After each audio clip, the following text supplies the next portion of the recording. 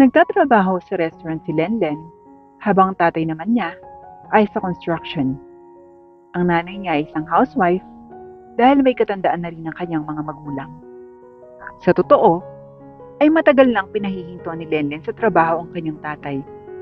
Ngunit ayaw nito dahil hindi ito sanay na walang ginagawang trabaho. Malaki-laki naman ang sinasahod nilang mag-ama, kaya't nakakapag-grocery pa sila. Mauna na po ako, tay, nay. Mamimili lang po ako ng para sa isang linggo nating pagkain. Paalam ni Lenlen. O sige anak, ikaw na lang ang bahalang mag-budget ng pera natin. Sagot ng tatay niya, at ang nanay naman niya ay tumango bilang pagtugon sa kanya. Opo tay, ako na pong bahala. Habang naglalakad patungo sa sakay ng tricycle si Lenlen, nakita niya ang mga bata sa labasan na mga nakaupo sa tabing kalsada at mukhang mga nagugutom. O mga bata, bakit nandyan kayo sa labas at nasa tabi kayo ng kalsada? Tanong ni Lenlen. Nag-aantay lang po kami ng bakal bote. Magbebenta po kami. Sagot ng mga bata. Ganun ba? O, antayin niyo ako. Pagbalik ko, bibigyan ko kayo ng pagkain. Nakangiting sabi ni Lenlen sa mga bata. Talaga po? Yes! Sagot ng mga ito. Sumakay na ng tricycle si Lenlen patungong grocery kung saan ay mura ang mga bilihin. Pagdating doon, kagad siyang kumuha ng kape, asukal, gatas, tinapay, ilang delata, mga candy, biskwit, sabon, shampoo, toyo, mantika, suka, frozen meat, at pati ilang noodles din. Pagkatapos magbayad, ay salamat, may natira pa. Bulong ni Lenlen sa sarili. Thank you ma, balik po kayo. Masayang sagot ng cashier. Halos isang oras lang naman, ay pabalik na kaagad si Lenlen. O mga bata, eto, 2 balot ng biskwit yung mga yan. Pati juice, maghati-hati kayo habang inaabot ni Lenlen ang mga pagkain. Salamat po ate, sagot ng mga bata. Masaya naman si Lenlen na masaya ang mga bata. Kaya't pagdating niya sa bahay, ay ipinagluto naman niya ang kanyang mga magulang ng ulam dahil nakasaing na rin ang kanyang tatay. Nay, tay, tara na pong kumain para po makainom na po kayo ng maintenance, pati po vitamins nyo. Paalala ni Lenlen. Masayang kumain ng pamilya at may kasama pang ang kwentuhan. Nay, kumusta naman po kayo dito sa bahay? Hindi po ba kayo naboboard kapag nasa trabaho kami ni tatay? Tanong ni Lenlen. Hindi naman anak. Nililibang ko yung sarili ko sa paglalaba o kaya nagtatahi ng mga sirang damit, bubukas ng radyo o di kaya natutulog. Sagot ng nanay niya. Mabuti naman po kung ganun. Eto ho kasing si tatay, ayaw pang tumigil sa trabaho para samahan na lang kayo. Alam mo naman yung tatay mo, lalo lang daw siyang manghihina kapag andito sa bahay. Natatawang sagot ng nanay niya. Oo nga po, nay eh. Hayaan na nga po natin. Nakabukas naman ang TV nila habang kumakain nang maibalita ang COVID-19. Aba anak, may sakit palang kumakalat at nagbabad niyang mag-lockdown. Naku, patay ang trabaho natin ngayon. Pag-aalala ng tatay niya. Naku, oo nga tay. Ayan, magantay pa daw tayo ng susunod na balita. Mukhang magto-total lockdown pa nga. Naku anak, wala pa naman tayong naitabing pera. Pag-aalala pa lalo ng kanyang tatay. May natira pa naman tayo sa sahod natin. Kaya lang, hindi ko alam kung hanggang kailan lang to. Habang nakabantay naman sa balita, ay sigurado ng March 15 ay total lockdown na. Simula nang mag-lockdown, ay talagang tipid sila. Kaya lamang, ay hindi na rin sumapat ang pagkain at pera na natira noong huling sahod nila. Kaya't umaasa na lamang sila sa bigay na tulong ng kanilang barangay na bigas at ilang delata. Swerte na lamang kung may kasamang itlog pa ito. Tumagal pa ng tumagal ang kanilang sitwasyon hanggang sa nauso na ang community pantry, kung saan ay nakahain ng lahat ng relief goods. Ikaw na lamang ang bahalang kumuha ayon sa kailangan mo. Bagamat natapos na ang 2 taong pandemic, marami pa rin sa ating mga kababayan ang nahihirapan at nagsusumikap na makabalik sa kani-kanilang trabaho. Ang pamilya nila Lenlen ay hirap ang makabalik sa trabaho dahil nagsara ng tuluyan ng restaurant na pinagtatrabahuhan niya. Lenlen, halika! May community pantry doon sa kabilang barangay. Tamang-tama. Alam kong kailangan din ng pamilya mo yun. Tara, sumama ka! Yaya ng kanyang pinsan na si Gemma. O nga, insan. Alam mo naman, sila nanay at tatay, wala ring trabaho sa ngayon. Malungkot namang sagot ni Lenlen. O siya, ano pang tinatayo mo dyan? Kilos na. Magdala ka ng eco bag mo at kanya-kanyang lalagyan. Baka wala na tayong abutan. Bilisan mo. Saad ni Gemma. Kaagad namang kumilo si Lenlen upang makapunta na sila sa nasabing lugar.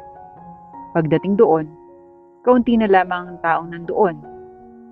At marami pa ring pagpipilian na kukuhanin para maiuwi. Ayan, tamang-tama, may gatas at itlog pa. Saktong-sakto to kila nanay ko. Biglang sabi ni Lenlen. O insan, dyan ka muna. Dito ako sa kabila. Kukuha din muna ako ng mga kailangan namin. Sagot naman ni Gemma. Marami ang kanilang nakuha sa community pantry, kabilang ng mga itlog, gatas, kape, noodles, sardinas at bigas. May ilang gulay din silang nakuha. Aba insan, matagal-tagal din kainan tong nakuha natin. Nakakatuwa naman. O di ba? Buti na lang sinama kita. O ay di pareho tayong may maiuwi sa ating pamilya. Ani Gemma. Naku, oo nga insan.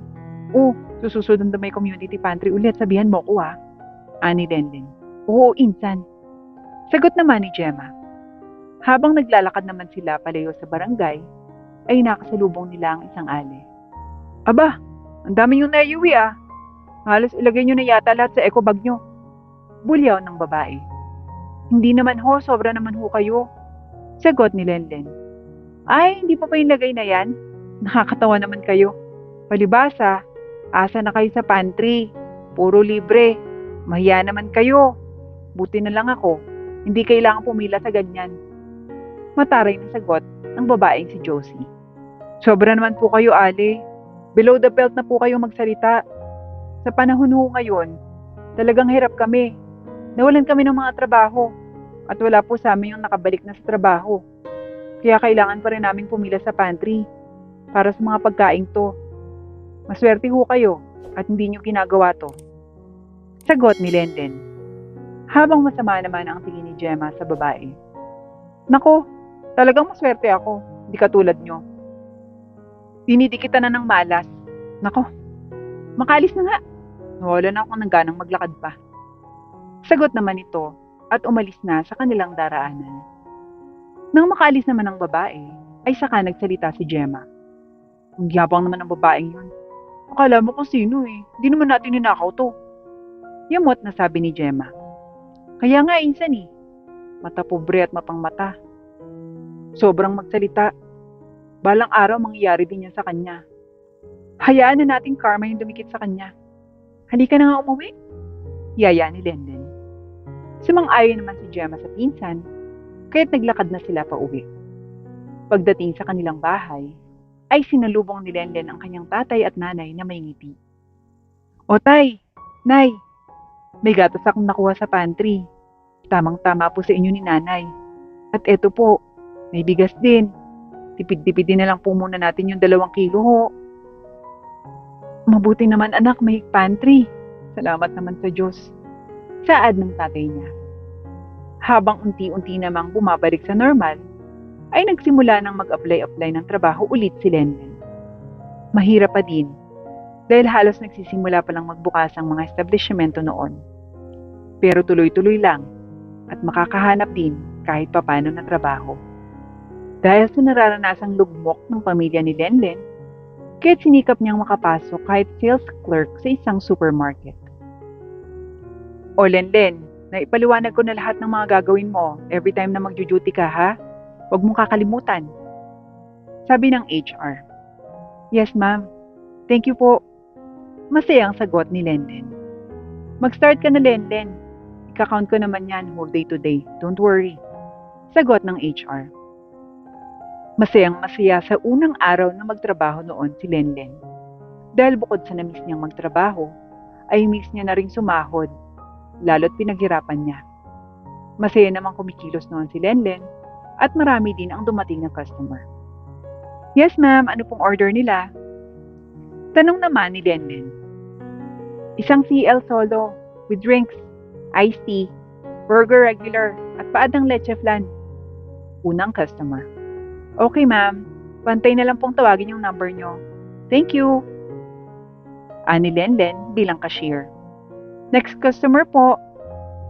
Yes sir, ano pong order? Tanong niya sa sumunod. Isang pansit special and isang ube tsaka leche flan din. Sagot ng lalaki. Okay sir, just wait for your number po. Sagot niya.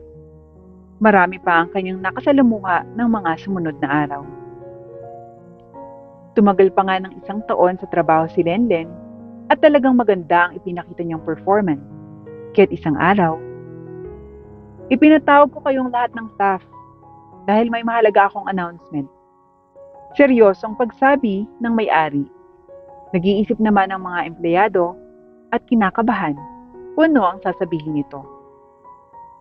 Palaki ng palaki ang branch natin, kaya kinakailangan kong magkaroon ng bagong branch manager. Dahil si Manager Kim ay mag-a-abroad na. Ngayon, gusto kong malaman nyo na ang bagong branch manager ay walang iba kundi si Lenlen. Masayang pagsabi ng owner. Halos maiyak-iyak naman noon si Lenlen at naririnig niya ring mihiyaw ang mga kasamahan niya ng salitang, "You deserve it! Deserve mo yan! Congratulations ma'am!" Mga ilang salita na sinabi ng kanyang mga katrabaho. Halatang halata na talagang maayos siyang empleyado na kahit ang mga kasamahan niya ay natuwa sa kanyang promotion. Wala po ako talagang masabi. Thank you po kay God. Thank you po ma'am. Thank you po sa mga kasamahan ko dito sa restaurant. Dahil po sa inyo, mas napaghusayan ko po at natuto po ako. Maraming salamat po. Saad niya. Simula noon, mas naging maganda at marami ang customers na dumarayo sa restaurant. Napakasaya noon ni Lenlen. Isang araw, isang masamang balita ang umugong. Ang kabilang barangay na dating nagtayo ng community pantry sa kanilang lugar ay nasunugan. Halos ilang kabahayan din ang natupok, kaya't sila ng kanilang mga kasamahan ay nagtulong-tulong upang makapagtayo at makakalap ng pera para sa mga nasunugan. Ma'am Lenlen, ito po yung pinaiikot nating box sa ating customer. Mukhang marami din pong magpapaabot ng kanilang tulong. Saad ng staff niya. Naku, mabuti naman kung ganon. Mukhang marami-rami tayong maibibigay na tulong sa mga nasunugan nito. Bukas ng umaga, wala ako dito sa restaurant. Kayong bahala ha. At tatawa ko sa pantry na itatayo natin. Saad niya sa kanyang mga staff. Opo ma'am, kami na pong bahala. Sagot ng mga ito. Kinabukasan nga, ay maagang nagtungo si Lenlen sa community pantry na itinayo nila. Agad niyang inayos ang mga relief goods na ipamimigay nila doon. Marami-rami rin ang kanilang nakolekta. Sige po, kumuha lang po kayo ng mga kailangan nyo. Huwag po kayong mahihiya ani Lenlen. Hanggang sa makita niya ang isang pamilyar na babae na si Josie. Naalala niya tuloy noon ang ginawa nito sa kanya. Pero ganun pa man, hinitian na lamang niya ito. Maraming salamat sa mga pagkain na to. Kilala kita at alam kong naaalala mo rin ako. Patawad noon sa pagsigaw-sigaw ko sa inyo. Ngayon na nasunugan kami, nalaman ko kung gaano kahirap yung mawala ng hindi handa. Patawad ha. Malungkot na sabi nito habang nahihiyang dala-dala nito ang mga pagkain galing sa community pantry. Wala po yun, ma'am. Nakalimutan ko na po halos yun at napatawad ko na rin po kayo. Gano'n naman po talaga. Kung hindi po natin mararanasan, hindi natin malalaman ang pakiramdam at halaga ng isang insidente. Hayaan niyo po at may tulong din pong ibibigay ang aming local government para po sa mga pamilya na wala po talagang natira. Makakaraos din po kayo at makakabangon, ma'am. Mga salita ang iniwan niya sa babae. Salamat, Iha. Ikaw din. Sagot naman ng babaeng si Diyos. Masaya namang nagpatuloy pa ng ilang araw ang pantry nila Lenlen dahil marami pa sa kanilang customer ang patuloy na nagbibigay ng tulong. Kaya't marami talaga ang nabigyan nila nito. Ma'am, isa po sa mga tiyahin ko na nakakuha sa inyong pantry. Maraming salamat po. Bati sa kanya ng isang customer. Talaga po? Salamat naman kung ganun. Pakisabi sa tita mo, makakaraos din at malalampasan ang lahat ng mga pinagdadaanan nila, ha? Sagot ni Lenlen. Opo, ma'am, sasabihin ko po yan. Huwag po kayong mag-alala. Masaya namang sagot ng babae. Simula noon, nakagawian na ng grupo nila Lenlen ang magbigay ng tulong, hindi lamang tuwing may insidente, pati na rin sa mga batang kalye na hindi nakakakain, ay binibigyan din nila mula sa tulong ng mga customer ng restaurant. Malayo-layo na rin ang nararating ng kanilang adhikain. Salamat po, ma'am. Nabigyan ko na po ng pagkain yung kapatid ko at nanay kong may sakit. Biglang sabi ng isang bata. Aba, oo naman. Kaya kapag nagugutom, manghihingi at wag kukuha ng hindi nagpapaalam. Dahil pag nanakaw yun, ha? Palaging tatandaan yan. Pangaral ni Lenlen. Opo, Ate Len. Ituturo ko din po sa mga gaya kong bata na masama yung pagnanakaw. Kaya mas mainam na manghingi na lang. Sagot ng bata. Very good! Hindi naman nagtagal, nagkaroon din ng sariling foundation si Lenlen dahil marami ang nakakakilala sa kanyang mga ginagawa, kaya't marami rin ang naging sponsor. Halos bumuhos ang tulong galing sa iba't ibang lahi ng tao at patuloy na tumutulong sa kanyang mga kababayan, si Lenlen.